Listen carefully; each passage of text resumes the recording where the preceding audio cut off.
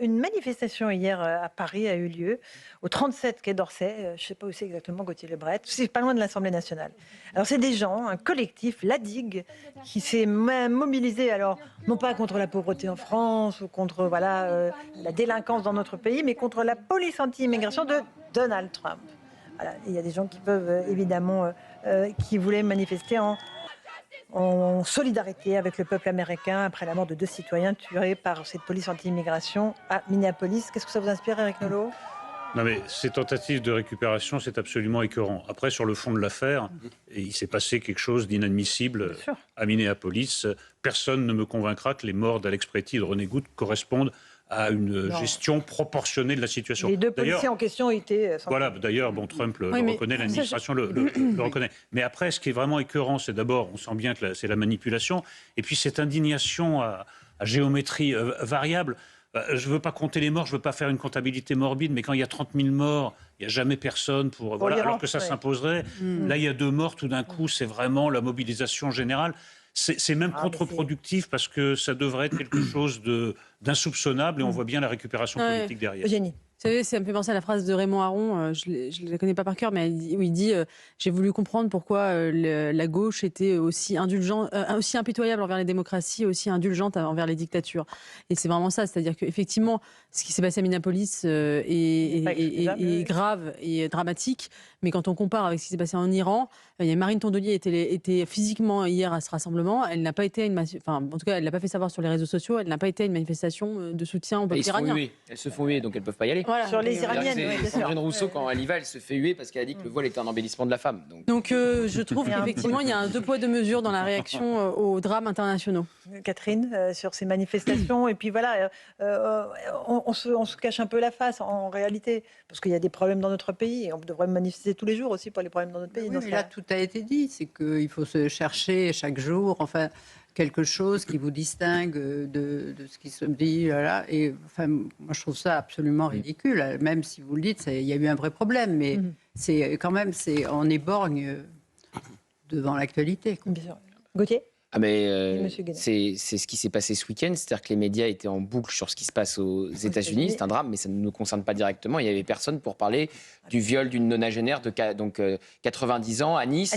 Par un Tunisien sous OQTF. Voilà, c'est exactement pareil là. J'aimerais bien savoir s'ils se rassemblerait pour un grand rassemblement contre toute personne sous OQTF qui commet des crimes dans notre pays. Par contre, il y a juste un truc que je commence à ne plus supporter, c'est les leçons de guerre civile des Américains.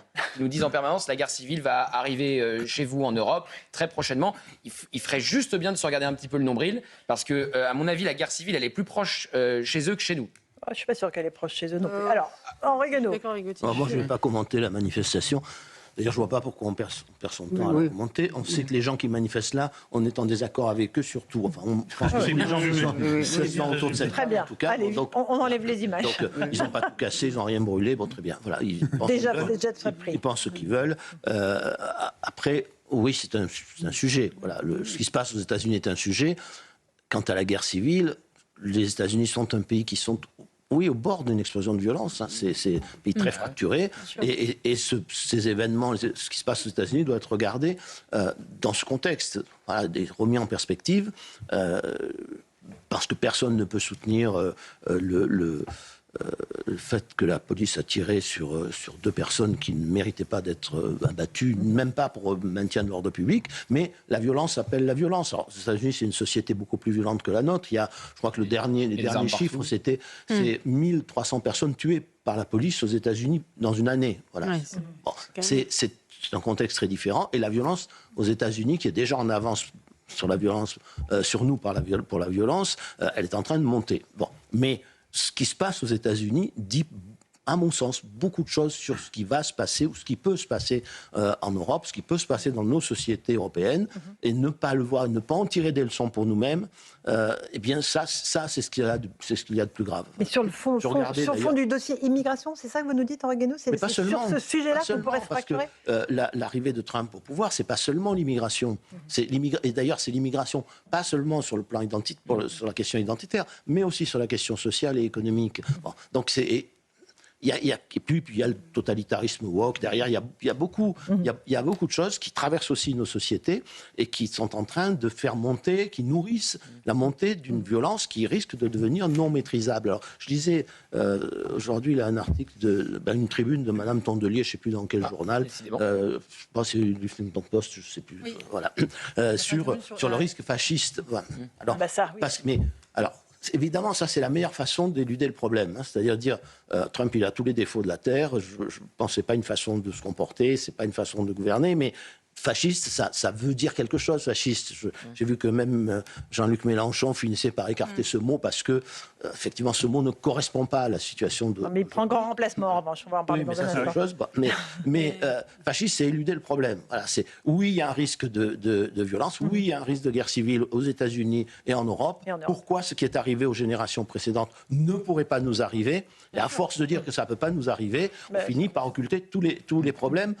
Quand on occulte l'enjeu, quand on n'est plus lucide sur les risques, alors on ne prend jamais les mesures qu'il faut. Voilà. Vous avez raison. Alors, il faut bien sûr regarder ce qui se passe aux États-Unis, mais voilà, ce que fait Marine Tondelier et ce que fait une partie de la gauche et de l'extrême gauche, c'est de vouloir faire un grand amalgame entre police française et police américaine.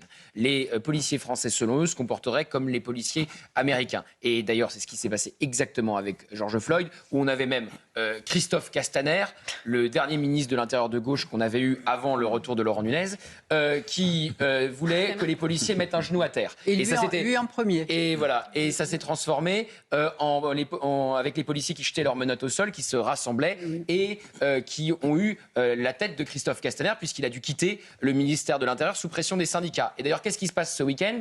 Les policiers vont être dans la rue, parce qu'il y a un policier qui a été traité de sale français, parce qu'il avait eu le malheur d'avoir un écusson avec le drapeau tricolore sur l'un de ses sacs à dos. Et quand les policiers sortent dans la rue, c'est jamais bon pour le ministre de l'Intérieur qui est en place. Oui, mais là, il demande aux citoyens de se joindre à leur manifestation. Absolument. Et on verra si... Et Laurent Nunez hésite à y aller. Je serais lui, j'irais. Oui, moi aussi. Oui. Voilà. Conseil. Eugénie? Non, mais quand on dit que les États-Unis sont un pays fasciste, je ne sais pas si dans un pays fasciste, le maire de la plus grande ville des États-Unis peut être un musulman woke qui s'appelle Mamdani et qui est absolument opposé à Trump sur tous les sujets et qui a quand même été élu, qui mène sa politique dans sa ville sans... Voilà, donc il faut raison garder aussi sur la manière dont on décrit les États-Unis. Mais j'observe qu'aujourd'hui, l'intelligentsia progressiste utilise aussi le Trumpisme pour disqualifier tout ce qui se rapprocherait d'une politique de droite ou conservatrice en France. Et donc le Trumpisme est devenu Horresco référence et c'est la réduction ad Trumpum maintenant. Exactement. Après la réduction ad Hitlerum. Et ça va être utilisé d'ici l'année présidentielle pour dire attention, si vous votez pour un parti populiste ou conservateur, voilà ce qui va arriver, c'est des morts comme à Minneapolis. Et on voit bien la ficelle, elle est bien présente. Toute l'intelligence, c'est aussi que la droite française ne tombe pas dans ce piège. Un dernier mot. Et elle commence à le faire. Hein. J'ai lu des tribunes où il y a des gens de droite qui parlent de Trump comme un fasciste. Hein. Oui, bien sûr. Voilà. Un tout petit mot encore, avant de passer à Jean-Luc Mélenchon, votre ami Henri Guénaud. On va juste s'intéresser à la vente d'un groupe français, qui n'est pas n'importe lequel, Louis, LMB Aerospace, qui est situé en Corrèze, qui vient d'être vendu à la société américaine L'Or Group. C'est un équipementier français qui est vraiment stratégique, qui fabrique des ventilateurs pour les Rafales et pour les sous-marins nucléaires. Le point avec Mathilde Ibanez, puis on va voir si ça fait encore partie des... Henri lève les yeux au ciel, évidemment, notre souveraineté qui part en miettes.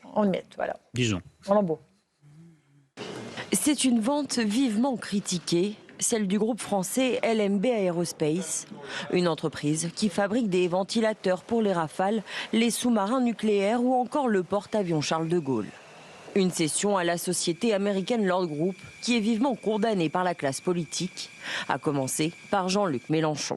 Le ministre Roland Lescure vient de permettre la vente d'un équipementier aéronautique sous contrôle américain. Un gouvernement insoumis vérifiera toutes les autorisations de cette nature et saisira autant que nécessaire la Cour de justice de la République pour ce genre de cession plus que discutable à l'adversaire américaine. Une contestation partagée par Jordan Bardella. Les macronistes approuvent la vente d'un actif stratégique au cœur de l'industrie de la défense française, sans aucune contrepartie et malgré les réticences de la Direction générale de l'armement. Alors qu'il ne reste plus que quelques mois de mandat, les macronistes terminent la grande braderie de la France. Mais pour Roland Lescure, il ne s'agit pas d'une braderie et affirme que toute décision stratégique pourra être bloquée par l'État français. Ce processus, il a évidemment été mis en place de manière extrêmement rigoureuse, extrêmement précise.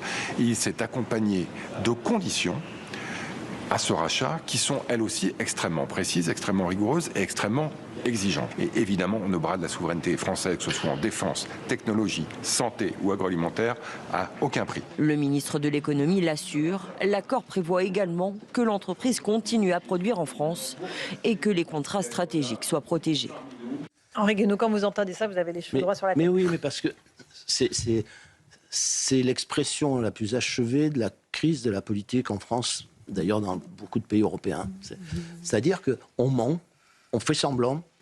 Ce que nous dit le ministre, c'est exactement ce que le gouvernement a dit à propos, mais bien sûr à propos du Mercosur. Vous allez voir, de toute façon, on va prendre des garanties. À la fin, vous n'avez aucune garantie. Et les conditions que vous mettez, vous savez, une fois que l'affaire elle est faite, terminées, les conditions... Voilà, elles deviennent totalement illusoires. Donc, on a déjà fait ça pour Atos, on a fait ça pour... dans le cas précis.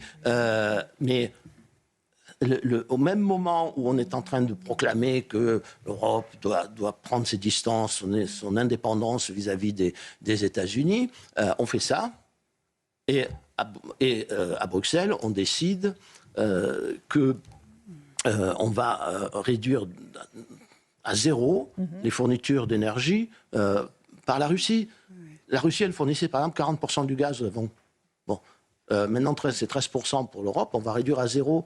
Et qui a pris l'essentiel de la part de marché de fournisseurs? Ce sont les États-Unis. Et on s'est engagé à faire, je ne sais plus combien, 450 milliards d'importations d'énergie américaine sur 3 ans.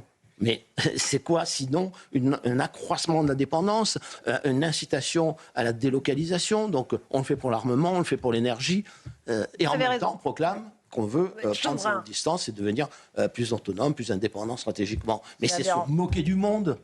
C'est vrai. Catherine Ney. Non, mais cette entreprise, au départ, elle était américaine, elle appartenait à Honeywell et elle a été rachetée par des Français. Il y a eu plusieurs changements de propriétaires français et celui qui est propriétaire actuellement vit aux États-Unis.